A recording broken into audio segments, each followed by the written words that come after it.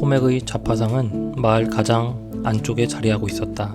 자그마한 자파상이었는데 별다른 장식 없이 창문 위쪽에 푸른색 페인트로 자파상이라고만 쓰여 있었다. 토맥의 자파상에서 파는 물건 하나하나를 나열하는 건 쓸데없는 일이지 싶다. 책 한 권에 다 나열한다고 해도 모자랄 테니 그저 이 한 단어로 족하리라. 모든 것. 그랬다. 토맥 내 자파상은 모든 것을 파는 곳이었다. 이런 토맥에게는 비밀이 하나 있었다. 토맥은 인생이 지루해서 가슴이 답답해 터질 것만 같았다.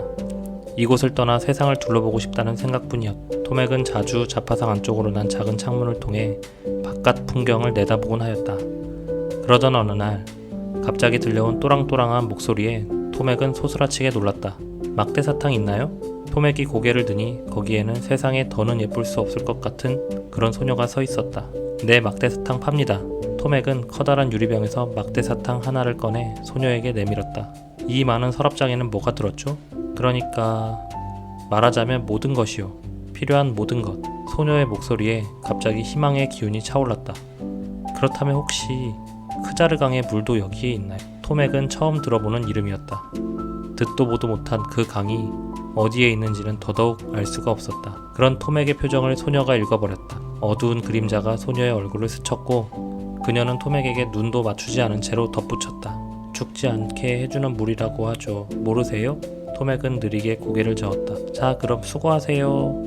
마지막 말을 남기고 소녀는 가게를 떠나버렸고 뒤로 남은 토맥은 혼자 중얼거렸다.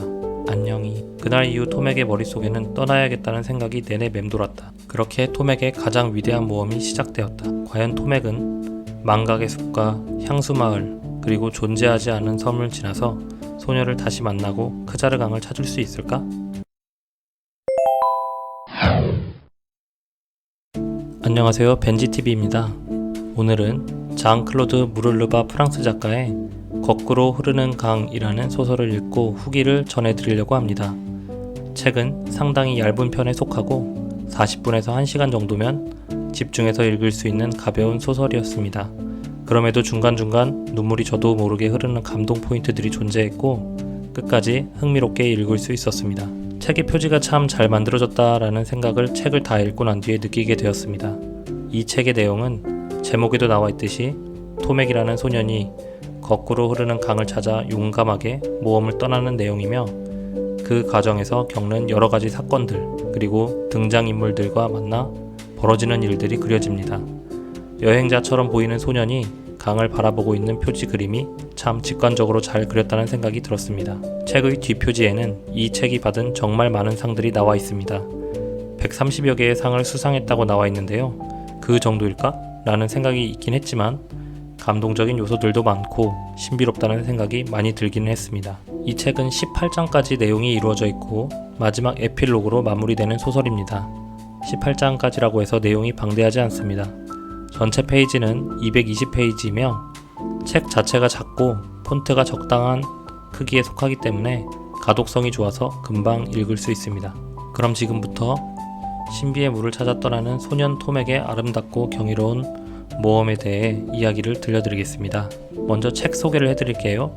책 거꾸로 흐르는 강, 소제목 토맥과 신비의 물, 작가 장 클로드 무를르바, 옹기니, 정혜승, 출판사 문학 세계사, 줄거리 신비의 물을 찾아 떠나는 소년 토맥의 아름답고 경이로운 모험 이야기. 작가 소개. 독일어 교사였던 장 클로드 무를르바는 배우, 감독으로도 활동했습니다. 연극을 하면서 처음으로 글을 쓰기 시작했고 1997년 아이와 어른의 역사로 데뷔했습니다. 현재까지 30권이 넘는 책들을 출간했으며 무를르바의 책은 30개 이상의 언어로 번역되었습니다. 프랑스 최고 권위를 자랑하는 청소년 문학상, 앵코리프 티불상을 비롯하여 소르시에르상, 밀파주상, 생택쥐 베리상 수많은 문학상들을 받았습니다. 저서로는 거꾸로 흐르는 강, 토맥과 신비의 물, 뿔비크의 사랑 노래, 이름 보따리 등이 있습니다. 제1장 철새. 토맥은 마을 가장 안쪽에서 자파상을 운영하고 있습니다. 토맥의 자파상에서 파는 물건 하나하나를 나열하는 것은 의미가 없습니다. 그저 모든 것이라는 한 단어로 잘 나타낼 수 있습니다. 그렇습니다. 토맥 내 자파상은 모든 것을 파는 곳입니다. 파리채나 페드리종 신부의 영약처럼 쓸모있고 합당한 물건뿐 아니라 고무탕파나 곰자기용 칼처럼 살아가는 데는 없어서는 안 되는 물건까지 말 그대로 모든 것을 팔고 있습니다. 주인공 토맥은 꿈을 꾸는 눈빛을 지닌 소년이며 나이에 비해 키가 컸고 조금 마른 편입니다. 토맥은 가게에서 먹고 자며 가게를 집삼아 살고 있습니다. 그랬기에 토맥 내 가게가 문을 닫는 일은 결코 없었고 항상 자파상은 영업 중 팻말이 붙어 있었습니다. 가게는 아무 탈 없이 잘 굴러갔으며 특별한 일이 일어나지 않는 한 앞으로도 몇 년이고 아니 몇 세기고 이대로 흘러갈 수 있을 것 같았습니다. 그러나 토맥 마음속에는 세상을 둘러보고 싶다는 마음이 점점 자라나고 있었습니다. 하지만 대대로 이어져 내려온 가게를 두고 무작정 떠날 수 없었고 다른 사람들이 어찌 생각할지 두려워 용기가 나지 않았습니다. 그러던 어느 날 여름 끝자락의 어느 저녁, 막대사탕 있나요? 토맥은 세상에 더는 예쁠 수 없을 것 같은 소녀를 만나게 됩니다. 소녀는 12살 정도 되어 보이는 짙은 갈색 머리를 가졌고 추레한 원피스에 샌들을 신고 있었으며 허리띠에는 가죽 물병 하나를 차고 있었습니다. 모든 것을 다 파는 토맥의 자파상에서 소녀는 그렇다면 혹시 그 자리의 강의 물도 여기에 있나요? 라고 묻습니다. 죽지 않게 해주는 물이라고 하죠. 모르세요? 토맥은 크자르강에 대해 아는 바가 없었습니다. 소녀는 허리춤에 차고 있던 물통을 두드리며 내게 필요한 것은 그거였는데 라며 아쉬워합니다. 그렇게 사탕값으로 동전 하나를 지불하고 소녀는 떠났고 토맥은 다시 홀로 남겨졌습니다. 제2장 이샴 할아버지. 토맥은 소녀에게 돈을 받은 사실과 다시 만날 수 없다는 사실에 후회하게 됩니다. 도대체 신비로운 소녀는 누구이며 어디서 온 것이고 어디로 떠난 걸까? 수많은 질문들만이 떠오를 뿐이었습니다. 이샴 할아버지는 진짜 할아버지는 아니었지만 나이든 이샴이 혼자 사는 데다가 토맥 또한 고아인지라 두 사람은 서로를 언제나 그렇게 불렀고 그만큼 서로를 마음 깊이 아끼는 사이였습니다. 토맥은 이샴 할아버지에게 크자르강에 대해 묻습니다.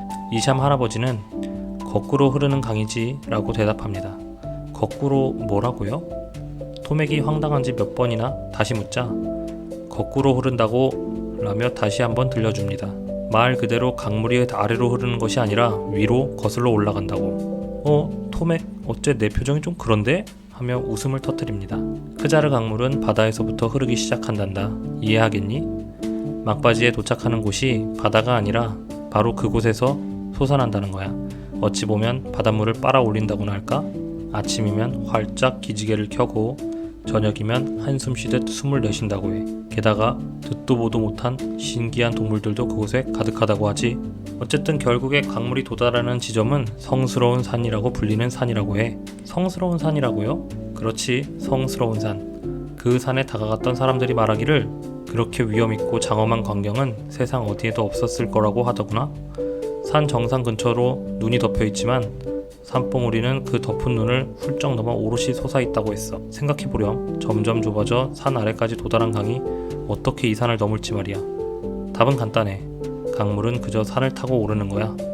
높이 올라갈수록 강폭도 점점 좁아져 급류가 되었다가 졸졸 흐르는 냇물로 변하는 거지. 물론 계속해서 거꾸로 흐르면서 말이야. 정상에 이르러서는 겨우 엄지손가락 굵기에 가는 물줄기가 되는데 바로 거기야.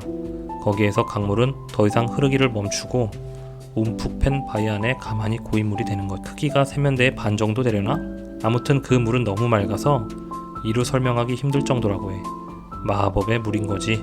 마법의 물이요? 죽지 않게 해주는 물이란다. 토맥은 소녀의 목소리가 떠올랐습니다. 이샴 할아버지는 다만 그 물을 이제까지 가져오는데 성공한 사람은 없다고 하며 어쩌면 그런 강도, 산도 존재하지 않을지도 모른다고 합니다. 토맥은 이샴 할아버지에게 신비한 소녀에 대해 이야기하고 할아버지는 토맥에게 그 소녀가 강을 찾아 물을 채우는 것은 불가능하다고 얘기해 줍니다. 제3장 토맥은 꿈속에서 소녀가 위험에 처했고 구출해내는 꿈을 꾸게 됩니다. 소녀는 신비한 소녀를 떠올리며 모험을 떠나기로 결심하게 됩니다. 이샴 할아버지에게 정성스러운 편지와 자파상을 맡기고는 양 곰잡이용 칼, 물병 그리고 소녀에게 받은 동전 하나만을 들고 출발을 합니다. 제4장 망각의 숲. 토맥은 모험을 떠나 망각의 숲에 도달하고 그곳에서 당나귀를 데리고 있는 키가 작고 통통한 여자를 만나게 됩니다. 말이라고 불리는 여자는 당나귀의 이름이 카디숑이라고 알려주고 망각의 숲에 대해 설명해줍니다. 왜 망각의 숲이냐 하면 말이지, 그 숲에 들어가자마자 세상 사람들에게 잊혀지기 때문이야.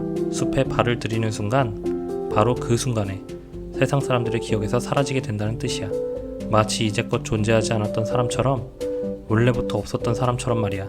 더 이상 존재하지 않는 사람이 되는 거지. 망각의 숲이 그 모든 것을 삼켜버리는 거야. 그 사람은 물론 그 사람에 대한 모든 기억까지도. 눈에 서고 기억에 서고 완전히 사라져 버리는 거라고. 제5장 마리. 토맥은 마리와 친구가 되었고 함께 당나귀가 끄는 마차를 타고 망각의 숲으로 들어갑니다. 마리는 결혼을 했지만 사랑하지 않았었다고 했습니다. 그러곤 피트라는 과일 장수와 사랑에 빠졌고 망각의 숲까지 사랑의 도피를 하게 된 것이었지요. 피트는 망각의 숲의 보라색 꽃이 있는 들판에서 안타깝게 죽고 말았고 마리는 매년 그의 무덤을 찾아 숲으로 들어오고 있었던 것입니다. 제6장 곰. 마리는 이 숲 안쪽에는 곰이 많다고 얘기해 주었습니다. 곰을 만난 마리와 토맥 그리고 카디숑은 오랜 시간 조용히 침묵하며 곰이 움직일 때까지 견뎠습니다. 위기에서 벗어난 것도 잠시 토맥은 문득 소녀가 떠올랐습니다. 토맥은 소녀가 죽은 것은 아닐까 걱정합니다.